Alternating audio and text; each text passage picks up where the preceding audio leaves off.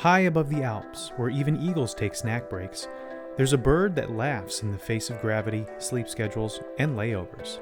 It's a feathered jet stream, a sky-soaring insomniac that treats touching grass like a bad habit. So tighten your seatbelt, stow your tray tables, because some things just never come down, like the Alpine swift here in life, death, and taxonomy.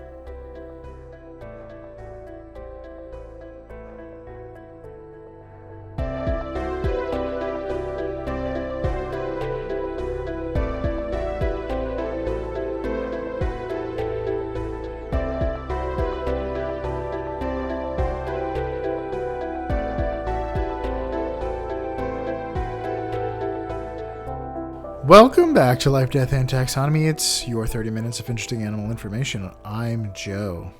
And I'm Carlos. Thank you to Cassie for the creation of our theme song. To hear more of Cassie's music, please search Cassie Michelle on YouTube or Spotify. And thank you to Johanna for the creation of this week's artwork. To check that out, you can visit us at our home on the web at ldtaxonomy.com. And a very special thank you to our patrons. Thank you so much for your support. It is greatly appreciated. Thanks for helping us keep the lights on. If you'd like to donate, just visit patreon.com/ldtaxonomy or click on donate on our website. And today we're talking about a high-flying star that's not Taylor or DeAndre.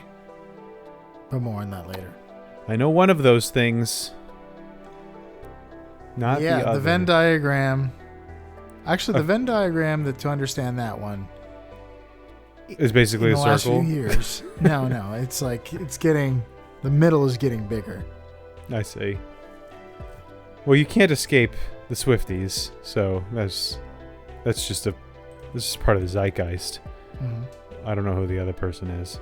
DeAndre Swift is a NFL running back on the Bears. Oh, isn't Taylor Swift marrying a football person? So now Kelce. So now, yeah, that Venn diagram is the middle of that Venn diagram is getting bigger and bigger because now the football fans and the Swifties are having to come together. They have to. Or being forced. Right now, over me. Uh-huh. All right. Yeah. But we're not talking about Taylor Swift. Not anymore. I don't want to. Let's stop. I'm sick of it. What are we talking about? We're talking about Swift, the Pokemon move. I'm just kidding. We're talking about the Alpine Swift. It's a bird. Yeah. This is the third Swift we've done. It's the first one we've done in a long time, but it is the third one we've done on the show. We're going to call it here the sky-soaring. Oh, nice. And Flaputa wrestle in sky. Flaputa. Great. There's a little Miyazaki tidbit there for everyone. Mm-hmm. A little Easter egg. I don't know what that is. The movie Laputa, Castle in the Sky.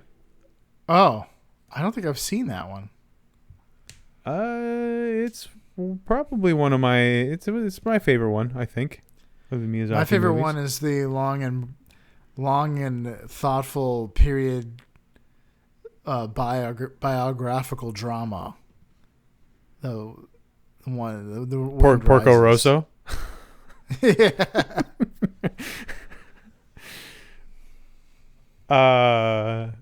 Laputa Castle in the Sky's got some like steampunk vibes to it. Mark Hamill is the bad guy, which is always great. There's Howl's Moving Castle and Castle in the Sky. Yeah, those are very, very different movies. Christian Bale is in Howl's Moving Castle. Yeah, I know that. That is a weird one. I did not understand Howl's Moving Castle. But anyway, Castle in the Sky is a giant castle that never lands, which is going to be irrelevant soon to this bird. But do you have any science? I do. The kingdom is the kingdom you know, love, and are in, the kingdom Animalia. The phylum is Chordata. The class is the Aves Maria. The clade is Strisors. Okay. Great. The order is Apodiformes. No feet. No, form of no feet. feet. Form of no feet. Yeah. The family is Apodidae. The genus is Tachymarptis. Tachymarptis. Marptis. That's a weird syllable. It's quite a few consonants put together there. The species is Melba. Tachymarptis melba. Yeah, they threw a Melba in there. From Melba Melbourne. means toast. Does it? No. There's a type of cracker called Melba toast. Is it from Australia? Like No. Vegemite? I put some I think Vegemite on my so. Melba. That's totally something an Australian would do. It's named after Dame Nellie Melba, an Australian opera singer. It is Australian. There you go. It is Australian. I mean, it's Melbourne, right? You know how you're supposed to pronounce it? Melbourne. Yeah. I can't stand that. It makes me so mad. Well, I mean, if you say it with an Australian accent, you're going to say it Melbourne. Exactly. Yeah, like you hear Americans saying it Melbourne. It's like, oh, well, because Australians say that's, how you pronounce it. It's like, no, that's how you pronounce it. Well, then what river is London on? I don't know. Is it on the Thames? It's spelled Thames, but the British call it the Thames. Yeah, but which makes zero sense. But that's what they call it. It does make zero sense. I'm not going to call it. I'm not going to call it the Thames, though. The name Melbourne is not it's not just an Australian word. It's a common name. There's a Melbourne, Florida. Yeah, I think the Melbourne, Florida came after. So probably it's not Melbourne. It's just not. And they're going to say it's not Louisville. They're going to say it is. It's King Louis. It's Louisville. It's Louisville, but it's not Louisville. I know. Yeah, I also agree with that. It's not also Louisville. And there are other places. It's straight up Louisville. That's more also incorrect. so and there's Louisville. Nevada. A Louisville Slugger. You just go by whatever the people that live there. I'm pretty sure the baseball bat comes from Kentucky, and so no one says the Louisville Slugger. They say the Louisville Slugger. Yeah. So they get it wrong. I mean, what's the C that if your regional that's dialect near Florida causes you to swallow your tongue when you say the name of your city, go ahead. Oh man, but we're going to say it right. That was the thesis when they invented French. That's true. Was swallowing your tongue. True. All right, I'd rather swallow my tongue than say an R. I'd rather swallow my tongue than learn French. You have to. I mean, those are one and the same. You have to. Yeah. That's not a choice. It's Sophie's choice. Now that we've alienated some specific locations. Yeah, all of our Australian listeners, all of our French-speaking listeners, which is more than we think because of the French Canadians. I don't know. I feel like the people from Queensland and Sydney, all those people don't really care what we call. They're too chill. They're too chill. It's too chill over there. Yeah. They're too busy watching shows about cartoon dogs. Mm-hmm. And letting the government tell them what to do. Well, that's everywhere. That's not right here. In Florida. In Florida, exactly. All right, we're way off. Let's talk about critter groups. It's been a while. We haven't done critter groups in a while. Because we're back to birds. Back to basics, back to birds. Birds, those ornithologists got together and at a big giant convention and had a term-of-venery frenzy. And so it's rich mine, a rich vein for content here. Swifts. This is the part of the show where I ask you, Joe, a question that is, what is the I used to have this memorized. You haven't done critter groups in a while. What is the name of the group of this animal? What is the term of venery, or what is the collective noun? If you saw a group of swifts, Swifties, what would you call them? Would you call them A, swoop of swifts, B, a dart of swifts, C, a silence of swifts, or D, an echo of swifts? A Jackson dart of swifts? Is that another football player? It is. I'm picking up what you're laying down. I'm reading the room. I'm going to say it's a dart. Is that your final answer?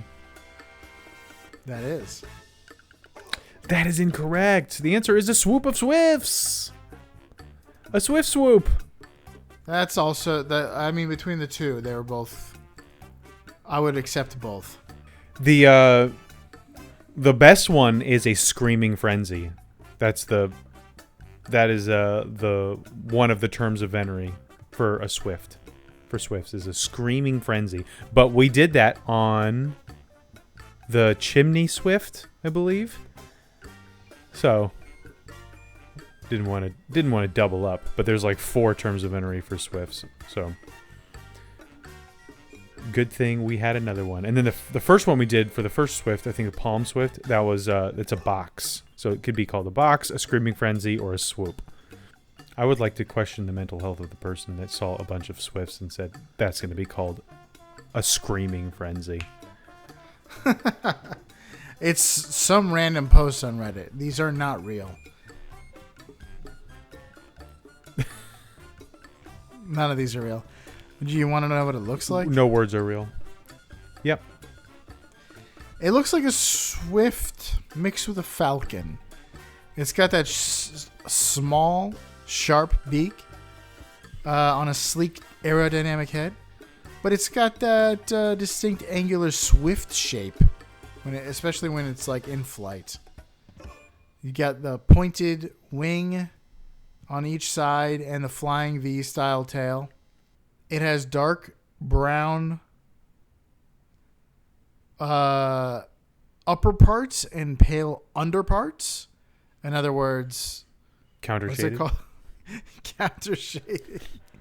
I was thinking crossfading, which is, I think, drinking and doing drugs. It's not a good thing. Crossfading sounds like something you do in Photoshop. That also sounds, yeah, I agree with that. It's has a distinctive dark breastband and white throat patch, and the belly is whitish, creating a sharp contrast, but probably makes it harder to see from below in the sky. It makes sense for it makes sense for a bird to be counter shaded. It doesn't really make sense for like a ground mammal, like a rabbit, but they're also counter shaded. I mean, it makes sense for them to be whatever, to have a darker color on their back, whatever it is. Yeah. But like squirrels have light white bellies. What's that for? Squirrels spend all their time in the trees. Yeah, but when you look up at a squirrel, you're just seeing it on the tree. You're not seeing its belly. Yeah, but maybe it's pattern disruption because we don't see the same things like an ocelot sees it or whatever would eat a squirrel. Yeah, it's just ocelots are their only predator. It's great. Being a squirrel. It's great. Their only natural predator is one of the major characters from Metal Gear Solid. Yeah. Well, that brings us to the animal size and dimensions. Welcome to the Blow Up Measure Up segment, the official listener's favorite part of the show. The part of the show when we present the animal size and dimensions in relatable terms through a quiz that's fun for the whole family. It's also part of the show that's introduced by you when you send an audio yourself saying, singing, or chittering the words measure up into ldtaxonomy@gmail.com. We do not have a measure up intro. That is new, but that means you get to hear from an animal, and Carlos has to guess what it is. Without further ado, the listener's favorite part of the show.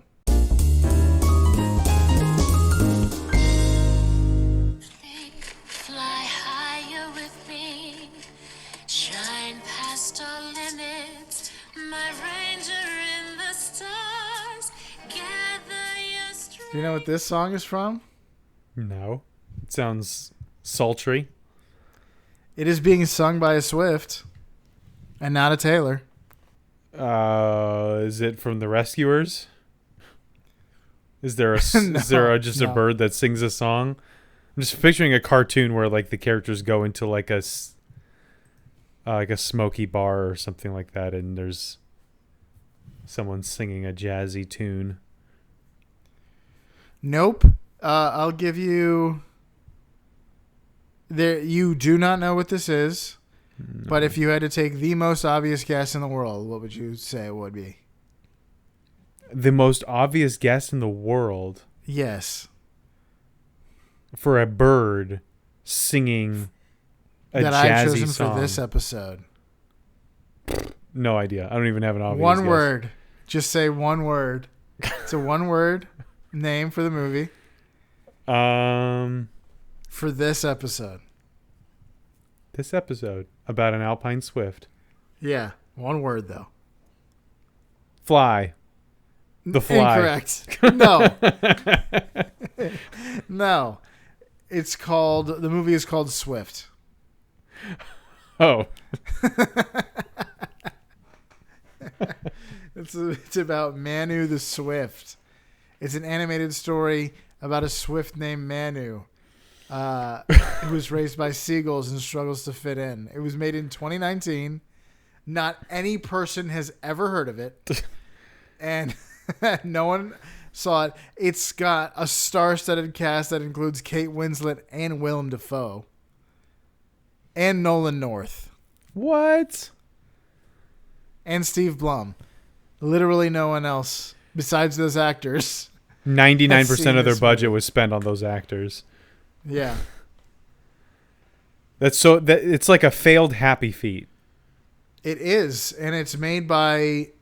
It's an animated movie not made by any of the animated movie studios you know. Not made by Blue Sky or Illuminations? No. Interesting. Not at all. Made by I don't know. I'm getting a lot of that there's a migration movie about like turkeys and ducks and stuff that's animated that came out like in the mid 2010s that's been coming up on my TV a lot. I'm like, oh, I should watch this and make sure it's okay, and then the kids can watch it.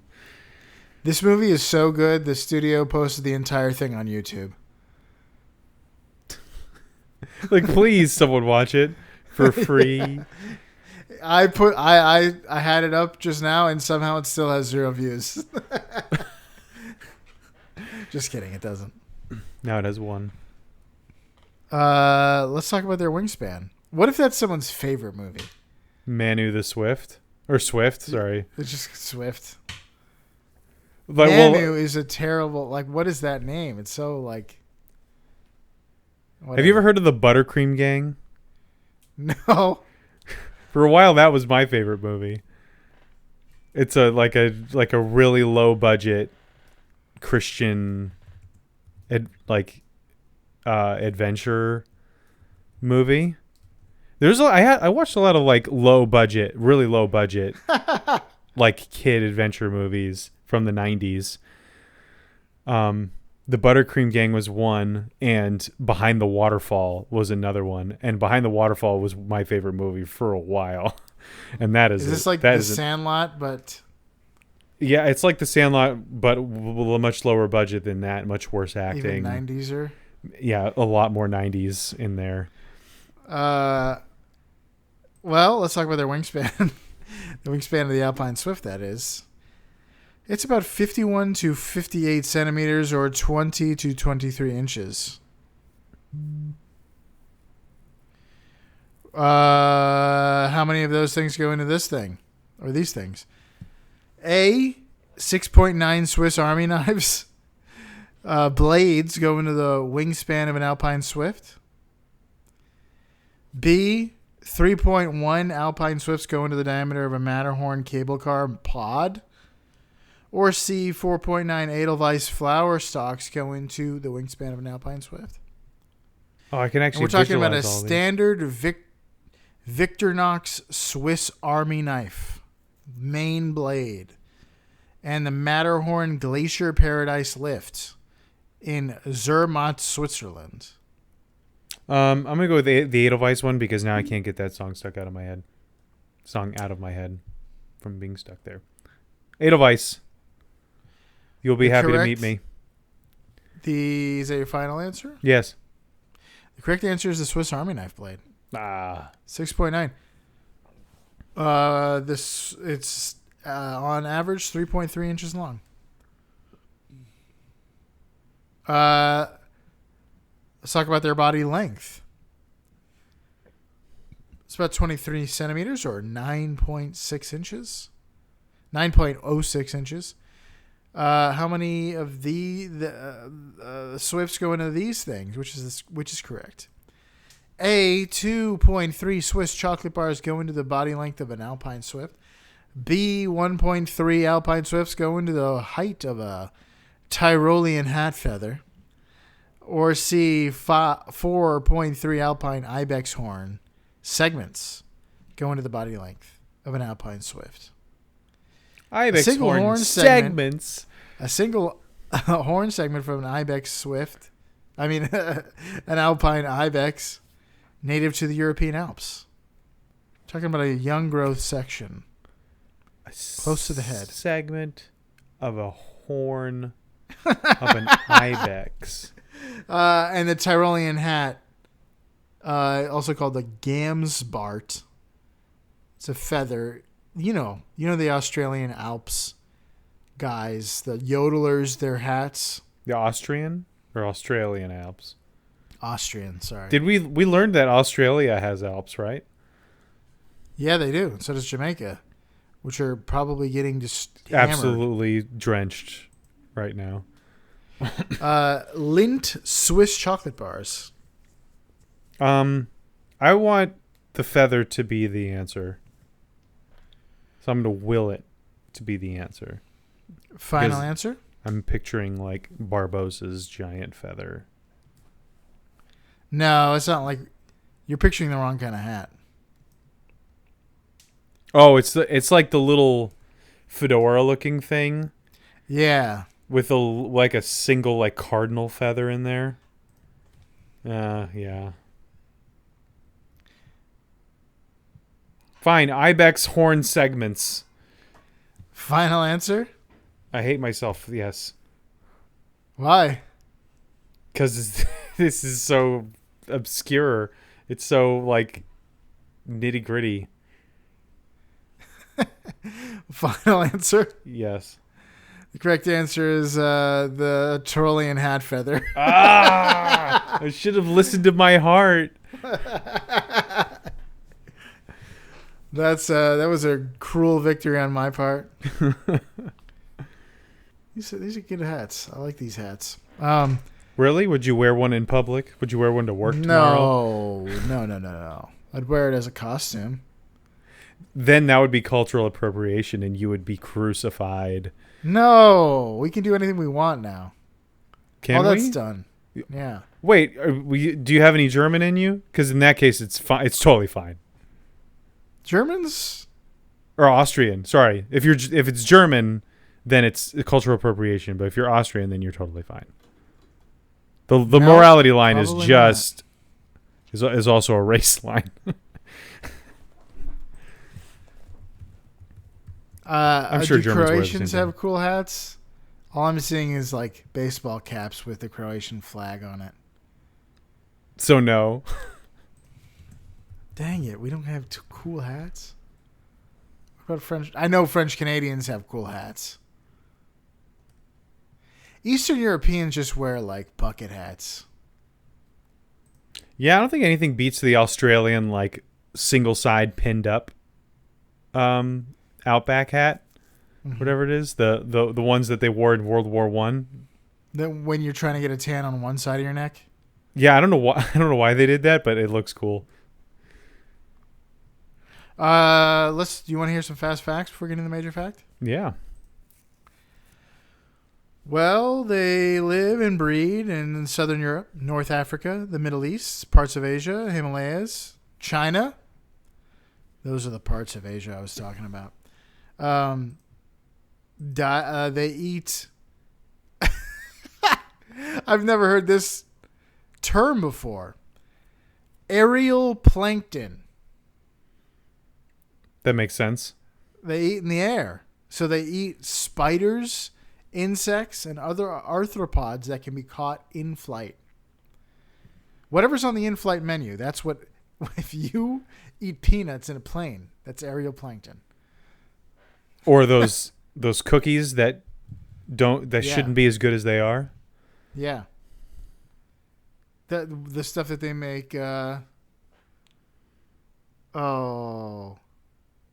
like cookie butter out of. Yeah. Oh man, I'm so hungry. They eat exclusively aerial plankton. They are colonial nesters in cliff crevices, caves, under bridges, eaves, in mountains. They live like trolls under bridges. You can only go past them if you answer their riddles 3. Yeah. They just squawk at you, and so you don't understand what they're saying, and so you fail every single time. And so no one's ever actually passed one of these guys. Yeah. They lay eggs of between 2 and 3, and they're white, incubated for 20 days, and chicks fledge after 50 to 70 days. That means they have flight feathers, right? When a chick fledges. Yes. Because you're a fledgling before you're able to do that.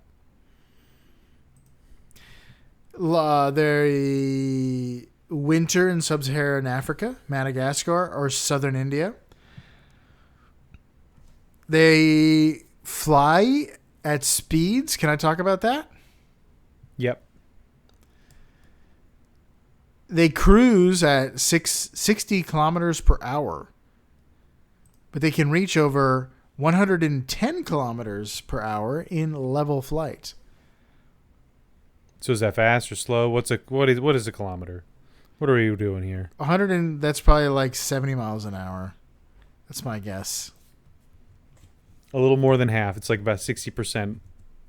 The mile number is about 60%. 110 kilometers per hour is 68 miles per hour. Yeah, there you go.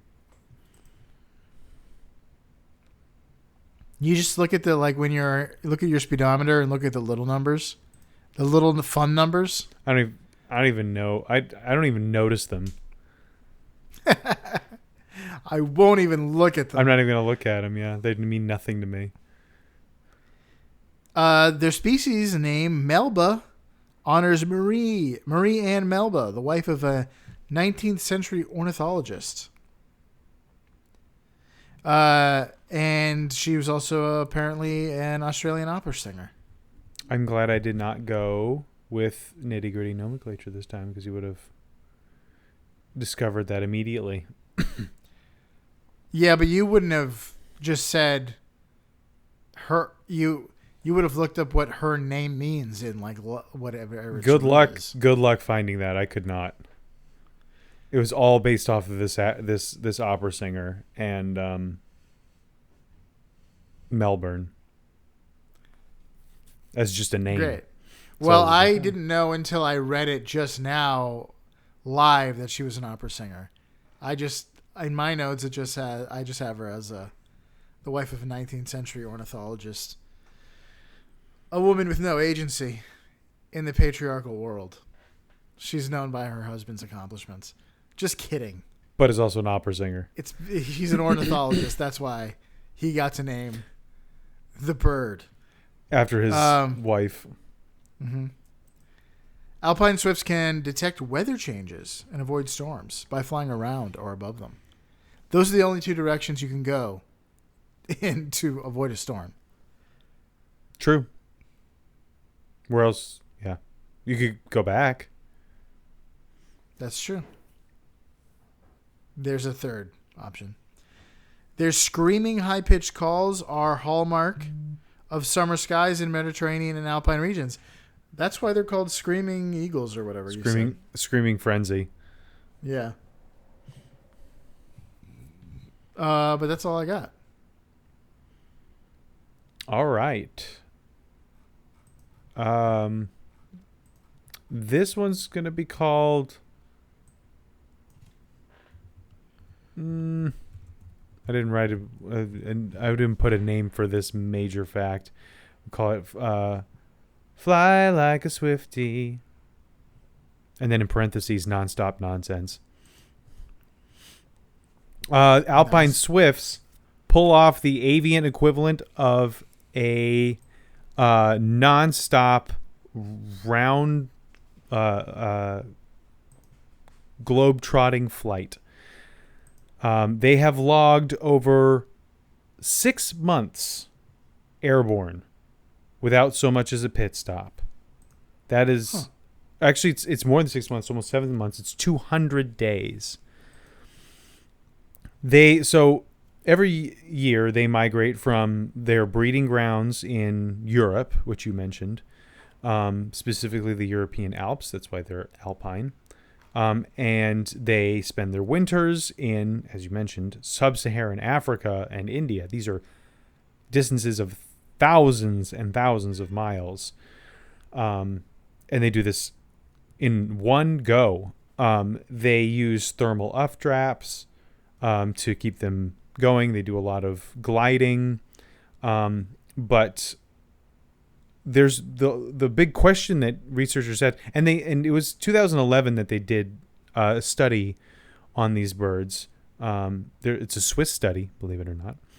Huh. And they tracked 6 Alpine swifts with these little, like really lightweight trackers, and it was well timed because it was as soon as those trackers were available, because trackers had always been too big to put on such small birds.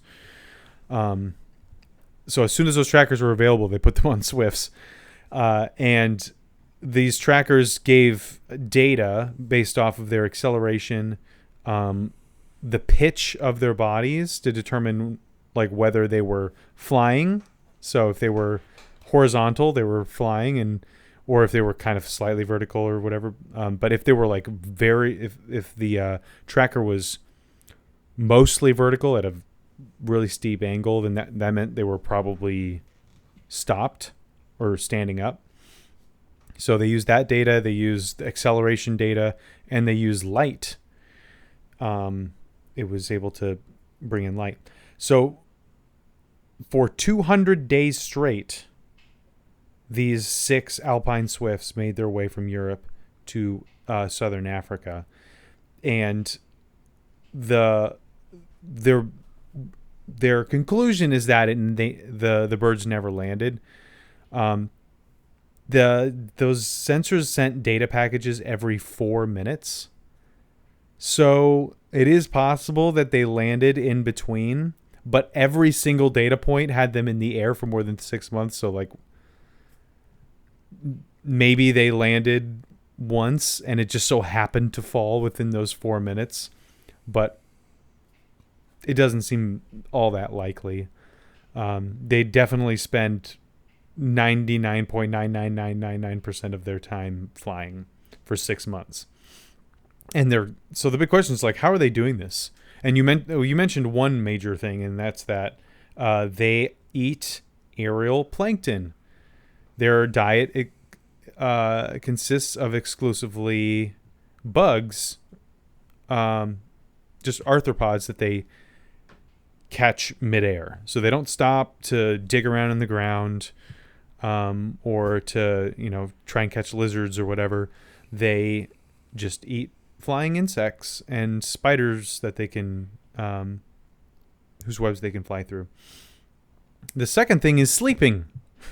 How do you sleep? How do you fly for 6 months straight without sleeping? The prevailing theory for that is something we've discussed for cetaceans in the past, like the pilot whale, dolphins, and that's unihemispheric sleep, which we've talked about as going to sleep with only one half of your brain at a time. So you're never fully asleep, but you're not fully awake. So you get to rest, do whatever sleep does, clear your myelin or your neural pathways, but you're never fully asleep, so that you can keep flying and flapping your wings and all that stuff. Which, man, what a skill to have! I'd get so much more done if I could just turn off half my brain but continue doing other things, and then 4 hours later switch to the other one and continue doing more things, and then by the end of that have gotten a full 8 hours of sleep. That sounds kind of nice. Sleep just gets in the way, and it would definitely get in the way of these guys. But it's really hard to get data from birds in flight, especially like brainwave data.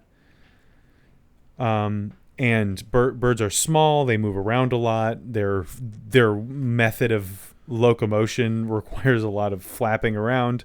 So getting complicated devices on them to get that data has not been possible so far. So that's the running theory, is that they utilize unihemispheric sleep to make it through half a year without touching the ground. This is obviously helpful to them to avoid predation. So because they could just stay way high up in the air, they can eat, they can relieve themselves up there, and obviously sleep without having to worry about predators getting them while they sleep on the ground or in their nests. And this allows them, improves their breeding success, because it allows them to build up fat reserves pre-flight, and they arrive to their nests on the African seaside or the Indian seasides all svelte and ready to melt. But yeah, that's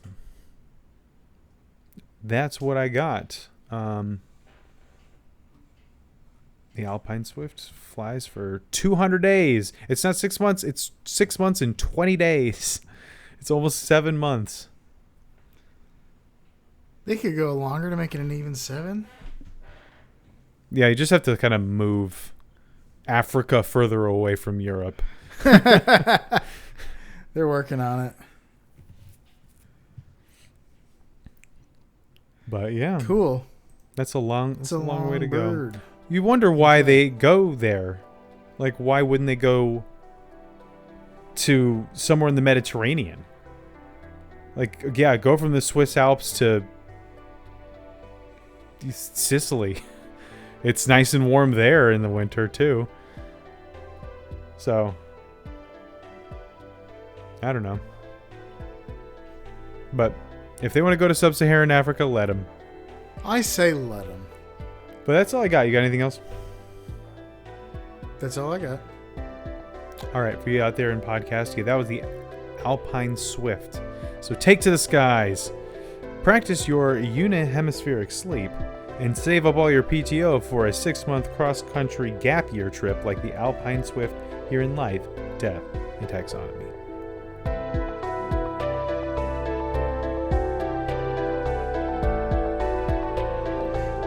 Hey Taxonomy Titans, I just want to remind you that we have a Patreon that you can find by going to ldtaxonomy.com/donate.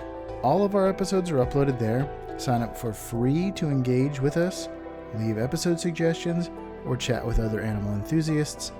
If you find it in your heart to donate, it will help us cover some costs and continue to make the show. Plus, we'll thank you every week. Most importantly, Thank you all for listening.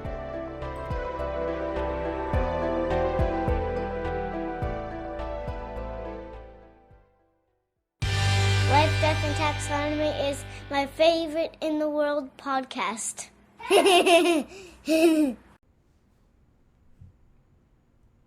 Nice.